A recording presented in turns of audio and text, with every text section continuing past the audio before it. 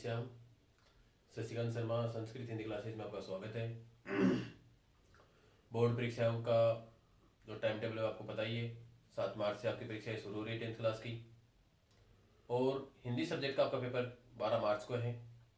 तो उससे पहले कुछ महत्वपूर्ण जो क्वेश्चन हैं जो बोर्ड एग्जाम में आ सकते हैं उनके ऊपर थोड़ी सी चर्चा करते हैं। आज का जो टॉपिक है क्लास 10th का हिंदी का, और महत्वपूर्ण वस्तुनिष्ठ प्रश्न यानी जो टिक द करेक्ट के जो क्वेश्चन आएंगे आपके पद्यांश वाले चैप्टर में से। पद्यांश के आपके 6 चैप्टर हैं, चैप्टर 1 to 6 के ये सारे महत्वपूर्ण जो क्वेश्चन है वो इस वीडियो में देखेंगे। पहला क्वेश्चन है, कौन सा ग्रंथ सूरदास का नहीं है? यानी ऐसा कौन सा ग्रंथ है जो सूरदास जी ने नहीं लिखा? पहला है साहित्य लहरी, दूसरा सूर सारावली, तीसरा सूर सागर और चौथा है सूरगामा। आपको पता है कि सूरदास के 3 काव्य हैं, साहित्य लहरी, सूर सारावली, सूर सागर। तो इसका राइट आंसर हो गया सूरगामा, यानी ये सूरदास जी के द्वारा नहीं लिखा हुआ। सेकंड है, हमारे हरी हारिल की लकड़ी। इसमें हारिल शब्द का अर्थ यानी जो हारिल शब्द है इसका क्या मतलब है? ऑप्शन है पक्षी, दूसरा मनुष्य, तीसरा जानवर और चौथा संसार। तो आपको पता है हारिल नाम का क्या होता है? पक्षी। नेक्स्ट है, पुरैनी शब्द का तात्पर्य है, यानी एक लाइन थी शब्द था इसमें पुरैनी, उसका क्या मतलब है, क्या अर्थ होता है? ऑप्शन में है कमल, चमेली, गुलाब और जैतून। तो पुरैनी का मतलब क्या होता है? कमल, यानी कमल को पुरैनी भी कहा जाता है, उसका पर्यायवाची शब्द है। नेक्स्ट है, उद्धव किस ब्रह्मा के उपासक थे? यानी उद्धव जो थे वो कौन से ब्रह्मा को मानने वाले थे? पहला है सगुण, दूसरा निर्गुण, तीसरा साकार और चौथा परम ब्रह्म। तो इसका राइट आंसर हो गया निर्गुण।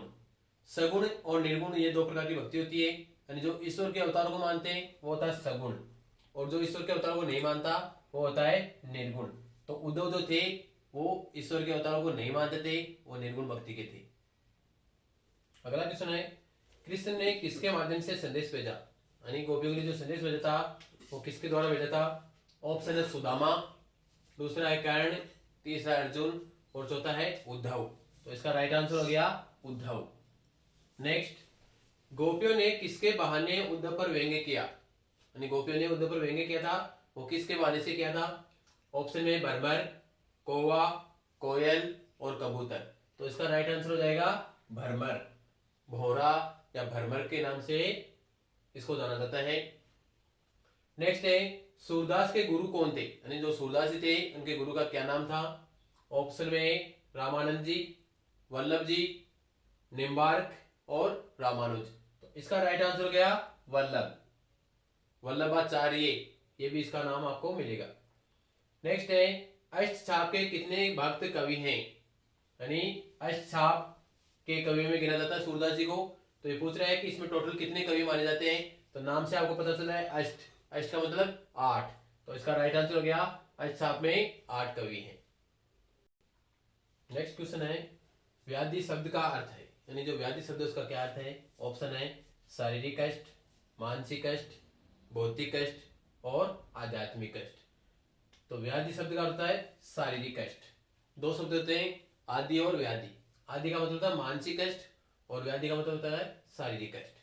नेक्स्ट है, सूरदास की भक्ति किस प्रकार की मानी गई है? यानी सूरदास जी को जो भक्ति थी वो किस प्रकार की भक्ति मानी गई है? इसका राइट आंसर हो गया दास्य प्रकार की, यानी वो अपने आप को भगवान श्री कृष्ण के दास मानते थे।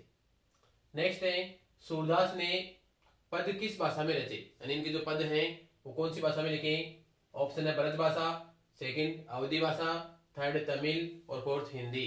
तो राइट आंसर है ब्रज भाषा, यानी भगवान श्री कृष्ण के बारे में जिन्होंने भी लिखा है वो सारी ब्रज भाषा है। गोपियों ने योग साधना की तुलना किससे की? पहला है आम के साथ, सेकंड कड़वे करेले के साथ, थर्ड है अमृत फल के साथ और फोर्थ है कड़वी ककड़ी के साथ। तो तुलना किसके साथ की है? कड़वी ककड़ी, यानी उन्होंने योग साधना को कड़वी ककड़ी कहकर बताया। बाकी के जो क्वेश्चन है वो ओरल करते हैं, और कुछ जो शब्द लिखने की आवश्यकता पड़ेगी वो बोर्ड पे लिखते हैं। अगला क्वेश्चन है, सूरदास की अक्षय कीर्ति का आधार है। अक्षय कीर्ति, अक्षय कीर्ति का मतलब है कि इनके कारण या इस ग्रंथ के कारण इनकी जो कीर्ति थी, इनका जो मान सम्मान था वो कभी नष्ट ही नहीं होता। अक्षय का मतलब जो कभी नष्ट ही नहीं होता। तो इसका राइट आंसर है सूरसागर। इनकी बुक थी सूरसागर, वो सबसे ज्यादा फेमस है और उनके कारण इनकी जो कीर्ति है वो अक्षय कीर्ति हो गई, इनका मान सम्मान बढ़ गया।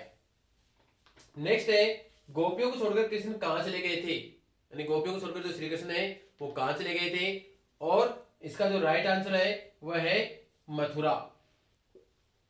यानी श्री कृष्ण जी गोपियों को छोड़कर कहां चले गए थे, मथुरा चले गए थे। अगला जो क्वेश्चन है, रामचरितमानस किस कवि की रचना है। अब आप लोग सब जानते हैं कि रामचरितमानस जो है फेमस है, और किसकी है ये है तुलसीदास। इसका जो राइटर है वह है तुलसीदास जी। नेक्स्ट है राम लक्ष्मण और परशुराम संवाद, ये कौन से कांड से लिया गया है, यानी किस कांड से लिया गया ये। ऑप्शन है इसमें अयोध्या कांड, सुंदरकांड, बालकांड और अरण्य कांड। तो ये है बालकांड। कौन सा कांड है, बालकांड से लिया गया ये, यानी भगवान राम की जो बचपन की जो कथाएं हैं उस कांड से, उस घटना से ये लिया गया है। नेक्स्ट है रामचरितमानस का प्रमुख छंद कौन सा है, यानी इसमें कौन से छंद का प्रयोग हुआ है। ऑप्शन में है दोहा, सेकंड है रोला, थर्ड है सोरठा और फोर्थ है चौपाई। तो इसका राइट आंसर होगा चौपाई, यानी रामायण के अंदर क्या है, चौपाइयां हैं, तो राइट आंसर हो गया चौपाई छंद का नाम होता है। नेक्स्ट है शिव धनुष भंग होने पर कौन क्रोधित हुए। तो आप सब लोग जानते हैं कि शिव का धनुष भंग होने पर क्रोधित कौन हुए थे, परशुराम जी। इसका राइट आंसर है। उसके बाद में राम लक्ष्मण के गुरु का क्या नाम था। ऑप्शन में है विश्वामित्र, परशुराम, एकलव्य और रामानंद। तो उनके गुरु का नाम था विश्वामित्र। विश्वामित्र जी जो थे वो राम लक्ष्मण के गुरु थे। नेक्स्ट क्वेश्चन है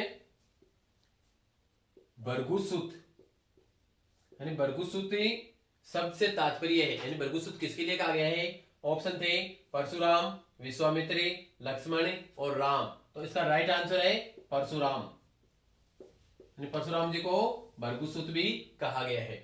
नेक्स्ट है जयशंकर प्रसाद किस युग के प्रमुख कवि थे, यानी कौन से युग के थे। जयशंकर प्रसाद की बात हो रही है तो वो थे छायावाद, छायावाद युग का नाम है, उसके वो कवि थे। नेक्स्ट है कामायनी किस कवि की रचना है, यानी कामायनी कौन से राइटर की रचना है। तो इसका राइटर है जयशंकर प्रसाद। कामायनी किसकी रचना है, जयशंकर प्रसाद। और कामायनी भी लिख के दे देता हूं मैं आपको, कामायनी, और इनकी बुक है, मोस्ट बुक है और एग्जाम में आ सकता है ये क्वेश्चन। नेक्स्ट है निम्न में से कौन सा उपन्यास प्रसाद द्वारा रचित नहीं है, यानी कौन सा उपन्यास है जो जयशंकर प्रसाद ने नहीं लिखा। ऑप्शन दे रखा है इसमें कंकाल, दूसरा है गोदान, तीसरा है तितली और चौथा है इरावती। जयशंकर प्रसाद की बात हो रही है तो राइट आंसर हो जाएगा गोदान, क्योंकि गोदान किसकी रचना है, प्रेमचंद की रचना है, फेमस है उनकी। इसके बाद में प्रसाद की जो आत्मकथ्य है वह किस समाचार पत्र में प्रकाशित हुई, यानी ऐसा कौन सा न्यूज़पेपर था जिसके अंदर उनकी कथा या आत्मकथा लिखी गई। तो न्यूज़पेपर का नाम था हंस। हंस जो पत्रिका है उसके अंदर उनकी कहानी या आत्मकथा प्रकाशित हुई। नेक्स्ट है मधुपे, ये शब्द दिया हुआ मधुपे, ये किसका पर्यायवाची है। ऑप्शन में है कोयल, गोरैया, भौरा और हंस। तो मधुप किसको कहा जाता है, भौरा या भरमर, यह उसका पर्यायवाची शब्द है। नेक्स्ट है स्मृति पाथे, एक शब्द आया है स्मृति पाथे। इस शब्द का क्या अर्थ है। तो स्मृति आप जानते हैं यादें, पाथे यानी मार का भोजन। तो इसका अर्थ है स्मृति रूपी संबल, यानी जयशंकर प्रसाद को जो पुरानी यादें हैं उसी से वो उनको बल प्राप्त होता था, संबल प्राप्त होता था। नेक्स्ट है जयशंकर ने अपनी तुलना किससे की है, उन्होंने अपनी तुलना किससे की थी। ऑप्शन है तखे पथिक से, वीर सिपाही से, राजा से या सन्यासी से। तो इसका राइट आंसर होगा तखे पथिक से, यानी उन्होंने अपने आप को थकावा, पथिक या राहगीर माना है। नेक्स्ट है एक रचना है कुकुरी मुता, यानी ये कौन सी राइटर की रचना है। तो इसका राइटर है, ऑप्शन है इसमें पंत, प्रसाद, देव और निराला। तो राइट आंसर हो जाएगा निराला, यानी निराला की रचना ये। नेक्स्ट है सबसे पहले मुक्त छंद का प्रयोग करने वाले कवि कौन थे? कौन से छंद की बात हो रही है? मुक्त छंद, यानी इसका प्रयोग सबसे पहले कौन से कवि ने किया? ऑप्शन है पंत, जयशंकर प्रसाद, निराला और नागार्जुन। तो इसका राइट आंसर क्या हो जाएगा? निराला, यानी निराला ने मुक्त छंद का सबसे पहली बार प्रयोग किया। नेक्स्ट है उत्साह। उत्साह कविता का नाम था। यह गीत किसको संबोधित है? ऑप्शन में है बादल, नदी, संसार और झरना। तो राइट आंसर हो जाएगा बादल। नेक्स्ट है अट नहीं रही है, यानी कि कविता का नाम था अट नहीं रही है। ये पूछा है इसमें किस महीने की मादकता का वर्णन है, यानी कौन से महीने का वर्णन किया गया है? ऑप्शन में श्रावण, चैत्री, फागुन और आषाढ़।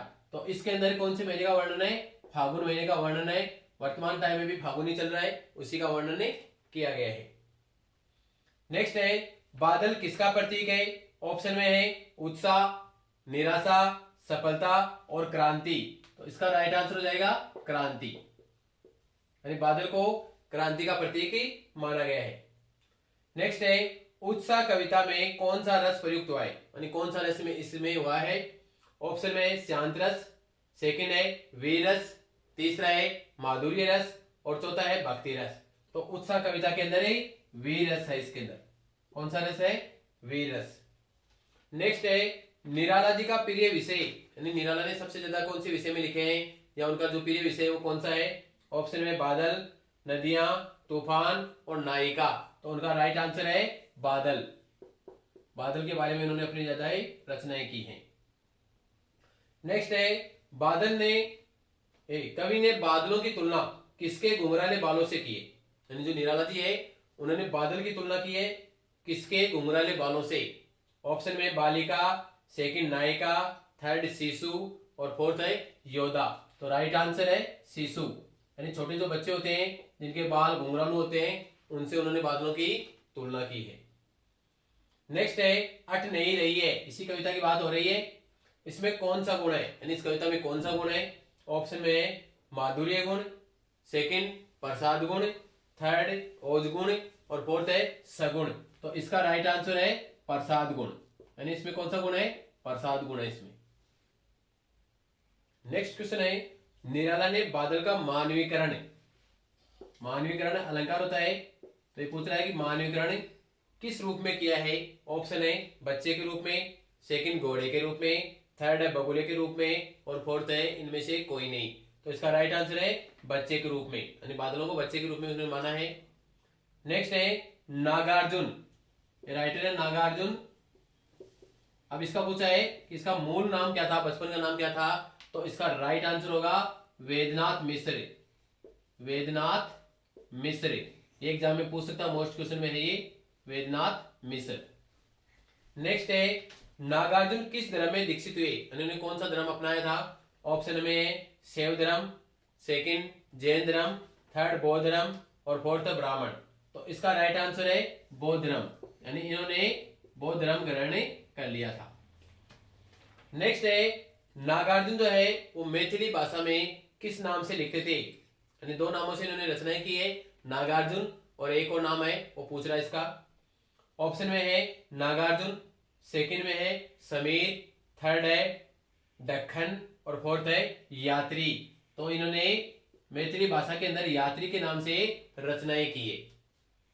नेक्स्ट है किस कवि को आधुनिक कबीर कहा गया है? क्या कहा गया है? आधुनिक कबीर, कबीर के समान इनको माना गया है। ऐसा कौन सा राइटर है, कौन सा कवि है? ऑप्शन के अंदर है पंत, सेकंड है ऋतुराज, थर्ड है नागार्जुन और फोर्थ है निराला। तो इसके अंदर जो नागार्जुन है उसको क्या कहा गया है? आधुनिक कबीर। नेक्स्ट है यह दंतुरित मुस्कान, कविता का नाम था यह दंतुरित मुस्कान। इसमें किसकी मुस्कान का सुंदर वर्णन किया गया है, यानी किसकी मुस्कान का वर्णन किया है? ऑप्शन है छोटे बच्चे, सेकंड है युवा, थर्ड है नायिका और फोर्थ है नायक। तो किसकी मुस्कान का वर्णन था? छोटे बच्चे की मुस्कान का इसमें वर्णन किया गया है। नेक्स्ट है कवि ने बांस और बबूल किसे कहा है? ऑप्शन में है दूसरों को, सेकंड है पेड़ को, थर्ड है स्वयं को और फोर्थ है पौधों को। तो इसका राइट आंसर हो जाएगा स्वयं को, यानी उन्होंने स्वयं को मांस और कबूल कहा है। नेक्स्ट है, फसल कविता में कवि किनको संदेश देना चाहता है?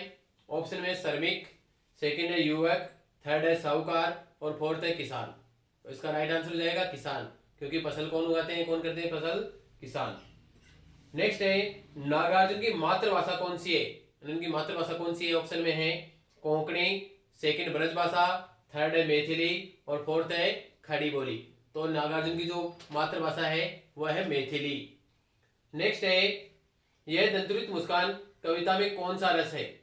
ऑप्शन में दिया है इसमें वात्सल्य, सेकंड है वीर रस, थर्ड है करुण रस और फोर्थ है श्रृंगार रस। तो इसका जो राइट आंसर है वो हो जाएगा वात्सल्य। वात्सल्य का मतलब होता है कि माता और पिता का जो प्रेम होता है वो होता है वात्सल्य रस।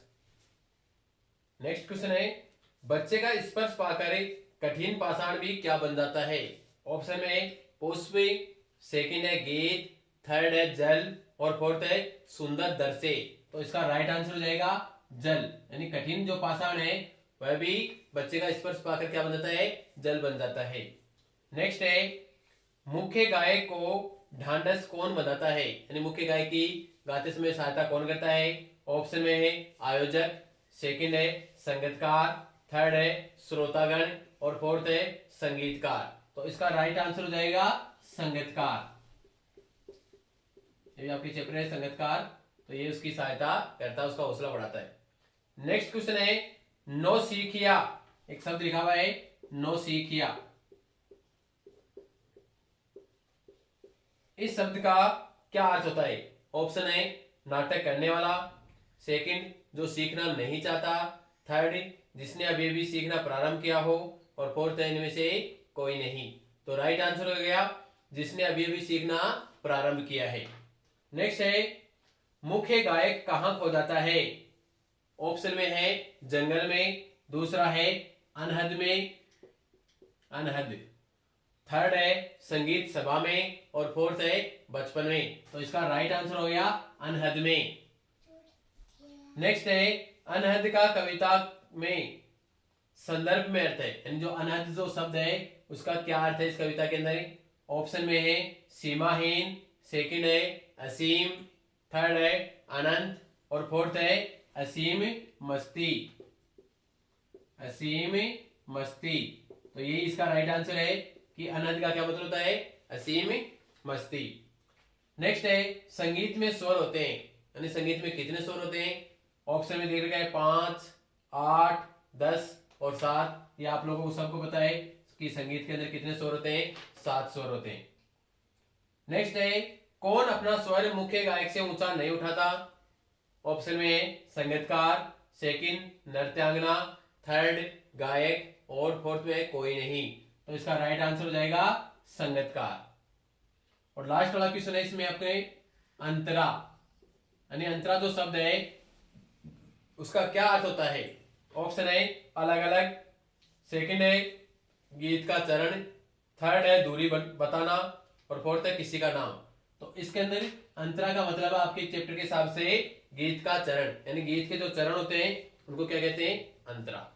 तो ये आपके जो पद्यांश वाले जो चैप्टर थे, 6 चैप्टर, टोटल 9 चैप्टर थे, उनमें से 3 चैप्टर हटा दिए गए गवर्नमेंट के द्वारा। 9 चैप्टर जो बचे हैं उनके अंदर तो मोस्ट क्वेश्चन थे जो टिक द ग्रेड एग्जाम में आने वाले हैं, वो सारे क्वेश्चन कराए हैं। अगले वीडियो में आपको जो गद्यांश वाले जो चैप्टर हैं उनके जो most question tick the grade वो कराए जाएंगे, और एग्जाम के हिसाब से जो मोस्ट क्वेश्चन है वो भी आपको इन 5, 7, 10 दिनों के अंदर ही कराए जाएंगे। अगर आपको वीडियो पसंद आए हो तो लाइक करें, शेयर करें और चैनल पर अगर नए हैं तो सब्सक्राइब करें और देखते रहिए आपका अपना channel Shashikant Sharma Sanskrit classes. Thank you. जय श्री राम।